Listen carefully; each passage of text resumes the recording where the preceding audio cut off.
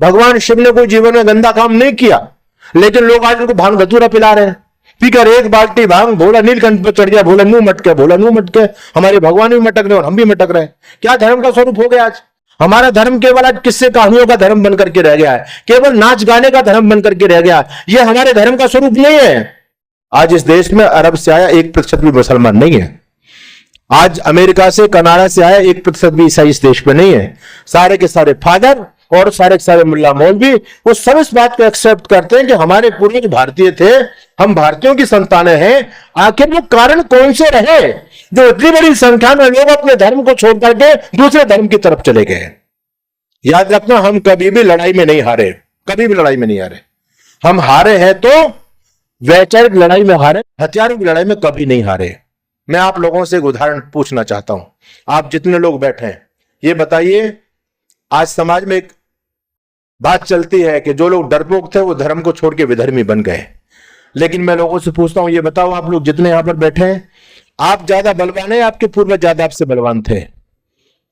पूर्वज बलवान थे तो बिल्कुल सत्य है। और आप प्रैक्टिकल कर सकते हैं। आपके कोटा के अंदर कोई पुरानी हवेली हो तो आप एक बार जाइए, उसकी जो सीढ़ियां हैं उनकी हाइट को नापिए। पुरानी हवेलियों की सीढ़ियों की हाइट 1.5 फीट की मिलेगी आपको। और हमारे पूर्वज दिन में कम से कम 20 बार चक्कर लगाते थे, ऊपर से नीचे 1.5 फीट की सीढ़ियों पर कदम रख करके जाते थे। और आज के आपकी कोठियां पर नहीं, उनमें सीढ़ी की हाइट कितनी है? 6 इंच, और वो भी लिफ्ट लगी हुई है। 6 इंच भी आदमी चढ़ करके नहीं चल रहा, वो भी लिफ्ट लगी हुई है। तो आप अंदाजा लगा सकते हैं कौन शक्तिशाली था। हमारे पूर्वज हमसे ज्यादा बलवान थे। दूसरा मेरा प्रश्न आपसे यह है कि अगर आज आपको कोई डरा करके तलवार के बल पर आपको कोई विधर्मी बनाना चाहे, आपको धर्म से पतित करना चाहे, तो आप लोग क्या करोगे? लड़ोगे या विधर्मी बन जाओगे? क्या करोगे? सब लड़ने के लिए तैयार है ना? 70 साल के दादाजी भी कह रहे हैं हम लड़ेंगे। बंधुओं, हम कमजोर हैं, हम फिर भी आज लड़ने के लिए तैयार हैं। हमारे पूर्वज हमसे ज्यादा बलवान थे, क्या वो नहीं लड़े होंगे? क्या वो डर करके विधर्मी बन गए होंगे? याद रखना, हम कभी डर करके विधर्मी नहीं बने।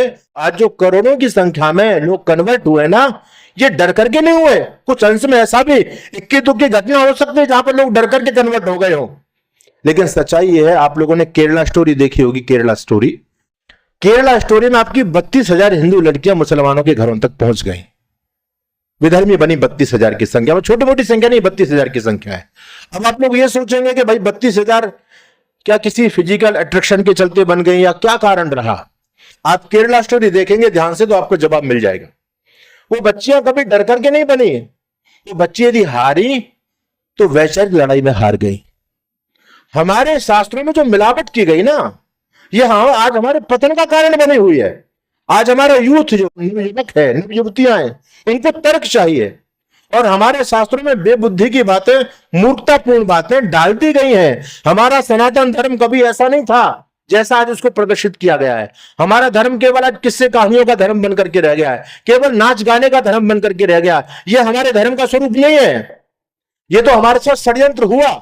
तो आपके किसी भी महापुरुष को, किसी भी भगवान को ठीक ठाक छोड़ा ही नहीं लोगों ने। सबका चरित्र हनन किया गया, सबका। एक तरफ से आप ले लीजिए भगवान शिव पर भी बड़ा गंदा आरोप लोगों ने लगाया। शिव पुराण को आप पढ़िए। आप जो शिवलिंग पूजा करते हैं ना, शिवलिंग पूजा, मैं भगवान शिव का विरोधी नहीं, स्पष्ट बोल रहा हूं, लेकिन जब सच्चाई में बोलता हूं तो लोगों ने, क्योंकि वो वर्षों से लोग उन्हीं चीजों को सुनते चले आ रहे हैं, तो जब डॉक्टर ऑपरेशन करता है तो लोग तिलमिला जाते हैं। भगवान शिव महान योगी थे।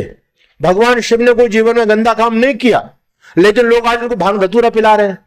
पीकर एक बाल्टी भांग, भोला नीलकंठ पर चढ़ गया, भोला मुंह मटके, भोला मुंह मटके। हमारे भगवान भी मटक रहे और हम भी मटक रहे हैं। क्या धर्म का स्वरूप हो गया आज? तो भगवान शिव न तो कोई भांग पीते थे। अच्छा सोचो, जिस जाति के भगवान ही बिगड़ गए हों, कोई भगवान शराब पी रहा है, कोई भगवान भांग पी रहा है, कोई भगवान मांस खा रहा है, तो हम उस भगवान से क्या प्रेरणा लेंगे? सोचने वाली बात है। तो हमारा कोई भगवान ऐसा नहीं था, ये तो उनका चरित्र हनन किया गया। आप किसी भी सनातन परंपरा भगवान को ले लो, उन पर मनमाने दोष लगाए गए। भगवान कृष्ण को देखो, कृष्ण जैसी दुर्गति तो किसी की नहीं हुई आज। भगवान कृष्ण कहते हैं मैं धरती पर धर्म की स्थापना करने के लिए आया हूं। आप मुझे बताओ, चोरी करना धर्म है क्या? लड़कियों के कपड़े चुराना धर्म है क्या? लड़कियों के नग्न अवस्था में देखना धर्म है क्या? लड़कियों के हाथ पकड़ करके डांस करना धर्म है क्या?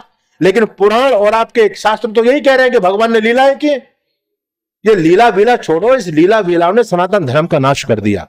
मोनालिसा जो कुंभ के मेले में बड़ी फेमस हो गई वो लड़की, और अभी उसने फरहान से शादी कर ली, यानी दूसरे धर्म के व्यक्ति से उसने शादी की, लव मैरिज की। अब मोनालिसा क्या बोल रही है, उसकी गजब की बात सुनो, क्या कहती है कि मैंने कोई गुनाह थोड़ी कर दिया, ये प्रेम कहानी तो भारत में कितने लंबे समय से चली आ रही है, मैंने कोई पहली बार प्रेम किया है क्या? कृष्ण राधा ने प्रेम नहीं किया क्या? और जब कृष्ण ने राधा से प्रेम किया तो राधा ने ये तो नहीं पूछा कि कान्हा तू किस जाति का है, तू किस धर्म का है? अरे प्रेम तो किसी से भी हो सकता है। ये भांड लोग, ये अय्यासी लोग अपनी अय्यासी करने के लिए हमारे महापुरुषों को ढाल बना रहे हैं आज, और यही षड्यंत्र है। आज जो कामुक प्रवृत्ति के लोग हैं, जो विषय भोगी लोग हैं, जो लंपट लोग हैं, उन्होंने कृष्ण को अपनी ढाल के लिए बदनाम करके रखा है। हम क्या करते हैं जी, कृष्ण भी तो लीलाएं करते थे, कृष्ण की कितनी गोपिकाएं थी, हमने 4 गोपिका रख ली तो क्या हो गया? लोग हेतु दे रहे हैं। भांग पीने वाले कहते रहे ये तो भगवान शिव की बूटी है, भगवान भी पीते थे, हम भी ले रहे, प्रसाद है ये तो हमारा भगवान कोई ऐसा नहीं था, कोई किसी महापुरुष के आगे बकरा काट के चढ़ा रहा है, भगवान के आगे कोई शराब की बोतल रख रहा है, तो भगवान बिगड़ गए तो हम उनसे क्या सीखेंगे? याद रखना, हमारे किसी भी भगवान का चरित्र ऐसा नहीं था। ये सब कुछ मिलावट की गई है, सब कुछ मिलावट, और आज वही मिलावट हमारे सनातन धर्म का काल बनी हुई है। आज के बाद कोई भी आपके महापुरुषों पर आक्षेप करे, आपके धर्म पर आक्षेप करे, उनका चरित्र हनन करे, तो समझ लेना कि हमारे महापुरुषों ने ऐसा बिल्कुल भी नहीं किया। ये जो कुछ भी बताया जा रहा है ये सब कुछ फेक है, ये सब कुछ प्रक्षेप है, हमारे महापुरुषों को कलंकित बदनाम करने की ये योजना है। हमारा सनातन धर्म और हमारे महापुरुष बड़े धवल जीवन के धनी रहे, उन्होंने जीवन में कोई भी निंदित कर्म नहीं किया। हमारी संस्कृति को नष्ट करने का षड्यंत्र है। इसलिए मैं निवेदन आप लोगों के बीच में कर रहा हूं, शस्त्र और शास्त्र की लड़ाई का समय चल रहा है, तो हमको हराने के लिए विदेशी विधर्मी लोगों ने हमारे शास्त्रों में बहुत बड़े पैमाने पर मिलावट की है। ना तो हमारे कृष्ण ऐसे थे, ना भगवान शिव ऐसे थे, हमारे महापुरुषों के जीवन में कोई कमी नहीं थी।